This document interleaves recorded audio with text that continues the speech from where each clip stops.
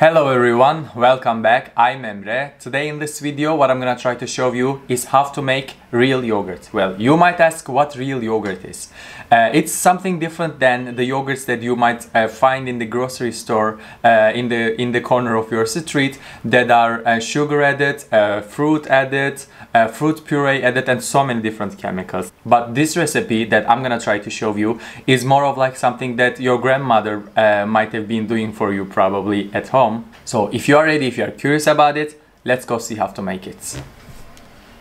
So for making a super delicious, super healthy, the most original yogurt, there are super crucial 4 criteria that we need to follow. So the first of them is the kind of milk that we are using.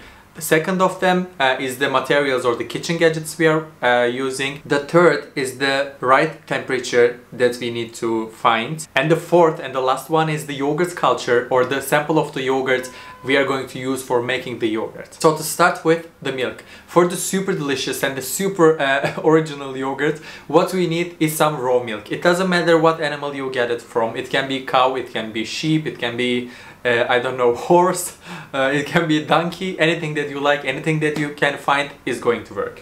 What I'm using today is raw cow milk. Also the quality of the milk is quite important as well. If you have access to, I don't know, like villages, maybe even if you have your own cows or your own animals, so you can get milk from them. But if you cannot find it, it's okay to go to a Turkish or Greek or Arab market to go find raw milk, or if you do not have access to any of them, you can also use pasteurized milk, but it's not going to be as super delicious as the real and original yogurt. So I talked about the milk.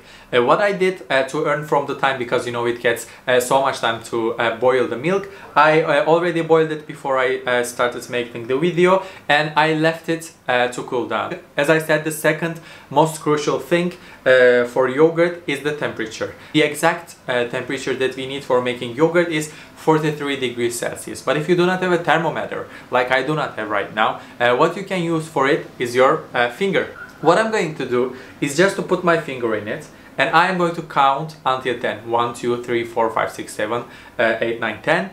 And what happens that, or what should happen, is that it doesn't burn my finger, but it sort of gets it itchy, so I can still feel the heat inside it. So it means that this is the right temperature. It's been some time. I wanna calculate it again.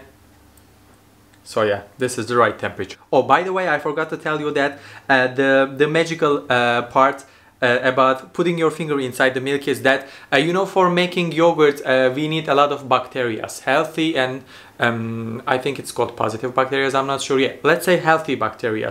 So when you put your finger inside it, there's a flow from your finger into the milk of bacteria that we need. So it's super magical that when you put your finger inside it or your hand inside it, it's a crucial thing, but of course your hands should be clean. As you can see, or I'm not sure if you can see it through the camera, but what I see that there's a thick surface over the milk right now. Because as I said, after I boiled it, I left it to cool down. Hot milk meets the cold air, so it creates a thick surface over the milk. I don't like it.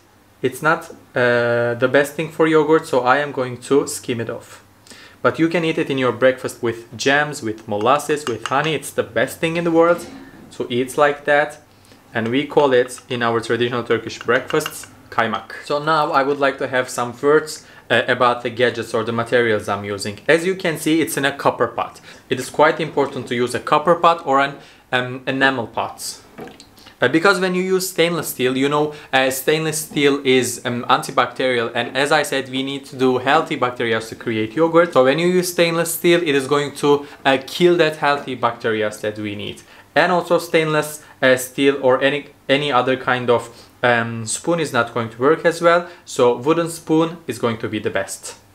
It is not the most important thing, but especially in Turkey, they always said that for a thicker and a better result, as you boil the milk, you always need to do this.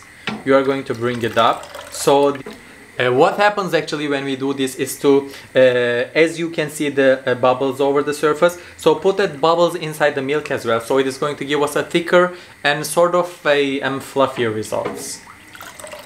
Now it's time to prepare the yogurt for creating yogurt. What I'm using is some original Turkish style or let's say Greek style. Organic yogurt. Organic yogurt is important. Well, I know that in the grocery stores there are some kind of kits, or there are some kind of like powder chemicals to make yogurt. They are chemicals and they are factory made. So when you use them, you're not going to have the original yogurt. This is why either you can, I don't know, if you have someone who makes their own yogurt, you can ask for only 1 tablespoon of yogurt from them, or you can get organic yogurt. They both are going to work, but the first option is the best.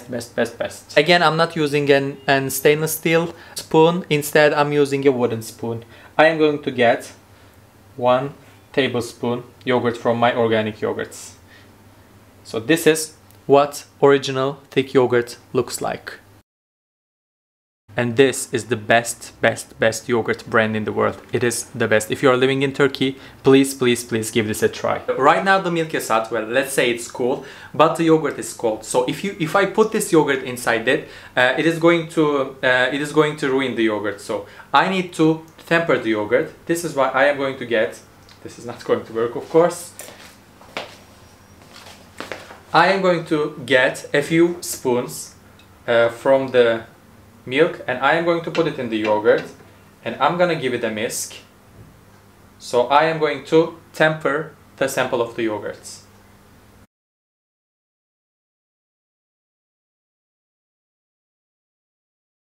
And now I am going to put the yogurt culture or the yogurt sample into the milk. Let's not waste any parts, like a mother. And give it a whisk, give it a stir, so the sample of the yogurt is going to spread around the milk equally. For making the yogurt, for creating it, we need to keep or protect the heat inside it right now. This is why I am going to cover it, but before covering it, I don't want to put it directly over this marble or granite, I guess it's called, because you know copper cup is going to get the cold from the marble directly, so the milk is going to get cold, and we are not going to have a good result with our yogurt. This is why I am going to use something like that. You can use anything to rise your pot a little. So I'm using this. I'm gonna put the pot over. And now for the consistency, for the thick result, I wanna create some space so the steam can get around and it's not going to like rain inside the yogurt and ruin the consistency. This is why I am going to use a sieve. As you know, it's like a dome, so it has some space, but it's not fully covered, so the steam can sort of get out. So I'm going to put it like this. And over them, I'm going to put another clean kitchen towel, cover it, and then cover it with anything. It can be a jacket, it can be a blanket, anything you want, anything you can find. So what I need to do now is to leave it as it is. I'm not going to touch it, I'm not going to shake it, I'm not going to move it, I'm not going to remove it, I'm not gonna do anything. I'm just gonna leave it like that for exactly 5 hours, then we are going to have our yogurts. So hello again everyone, and good morning to me. This is the next morning, and this is how our yogurt is looking like. As you can see, it doesn't even shake properly. It means that it's got a thick consistency, like how we want it to be. And I want to take a spoon from it, and I want to show you the consistency better. So this is how our yogurt is in the next morning. So from this point on, I am going to close the lid, and I am going to keep it like this in the refrigerator for approximately 10 minutes. It is going to stay still fresh. So I hope you like this recipe. I hope you are going to try it. If you do, you can like this video, and you can subscribe to my channel for free for more and better. So thank you so much for watching, and see you next time. Bye bye.